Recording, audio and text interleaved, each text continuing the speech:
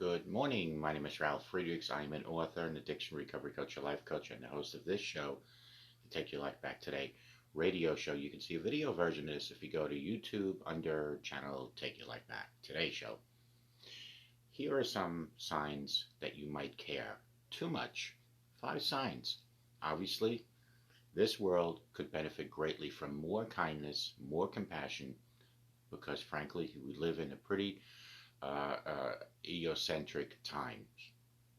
Nice people bring so much light into the dark places of this world, helping to elevate the vibration of the planet. However, sometimes kindness and care can be taken to the opposite end of the spectrum, where it becomes almost self-destructive rather than helpful. You should care about others. Of course you should, but not when it comes at the expense of your own well-being and your own happiness. So, here are 5 signs that you care just a little bit too much. And if you do, maybe you need to take a step back. Number 1, people take advantage of your compassion and kindness very often.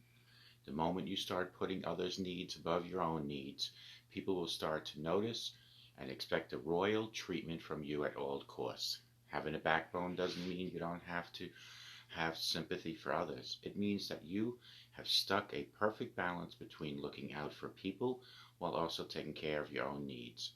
It's okay to say no sometimes if you feel overwhelmed or simply don't agree with others. You have every right to stand up for yourself without being labeled as cruel and unfeeling. If you don't think your opinion or well-being matters, people will start to treat you like a doormat. If you don't believe in your worth, people will walk all over you. It's important to remember that you have an obligation to look after your own self first before anyone else, because no one else will fill that role for you. And you know, that's the truth of the matter. Number 2 is you hide your opinion in fear of others rejecting you. People-pleasing behavior begins in childhood for all of us. When parents praise a child for obeying them, but discourage him or her from asserting themselves, according to Jay Early, author of Finding Your Life Purpose. Impressionable children perceive this as a threat because they believe that in order to feel loved, they must please others and do as they're told.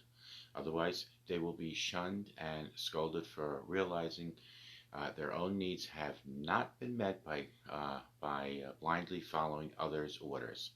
So because of this learned behavior, you probably go along with a popular opinion in order to please others and not cause any rifts. This also means you care too much about what other people think. Remember, your true friends and family won't care that you have a different opinion than them, because 2 people can't agree on everything at all times. Remember, other people's reactions have nothing to do with you, so don't take responsibility for them. You should never have to bend over backwards to please others at the expense of your own well-being. Never do that. Number 3 is you put everyone else's needs above your own needs. Perhaps this is the most draining and saddening aspect of being truly kind-hearted person. Some people will only see you as a means to an end, or a tool in order to fulfill a goal in their storybook. If you continually give them any idea that you'll do anything for them at any cost. Being nice does sometimes feel like more of a curse than a blessing, but remember that people cannot take advantage of you unless you allow it to happen. Make sure you set a clear boundaries with people that let them know that they have crossed the line when they do. You can learn how to say no without coming across as rude or uncaring. After all, if you don't look out for yourselves, then who will? Number 4 is you don't give yourself enough self-love. When you devote all of your time to caring for others, you might pass yourself up for a good dose of TLC. Make sure to let others know when you just can't pencil something into your schedule.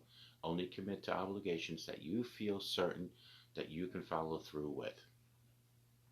You, my friends, deserve just as much love and attention as you give others. In fact, without enough self-care, you can easily fall into a state of disarray and depression. Spend time helping others, but don't forget to take care of yourself too.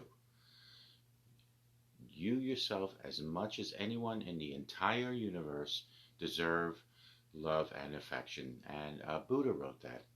And last but not least is number 5. You attract needy, desperate people into your life daily. Remember that in this universe, like attracts like, so not surprisingly, being overly nice will attract those who also seek attention from others.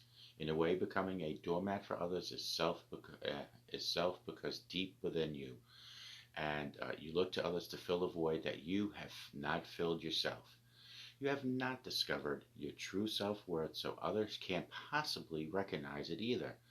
Be sure to spend time developing yourself and practicing over-assertiveness when you need to do this. This way, you can start attracting people who are also kind-hearted but don't demand your love and affection all the time. So these were the 5 things to look for. Call me at 844-4005-HELP. Together, you and I, we can help each other take our lives back. Be good to yourselves. Always be good to each other. Remember, a simple smile to that stranger can change that stranger's day and even their life, and can even make a difference in your own life. May God bless each and every one of you. Nothing wrong with being overly nice to people, but you have to love yourself first, and you have to be good to yourself first. Always be good to yourselves, and always be good to others. That is my saying. May God bless you, and we'll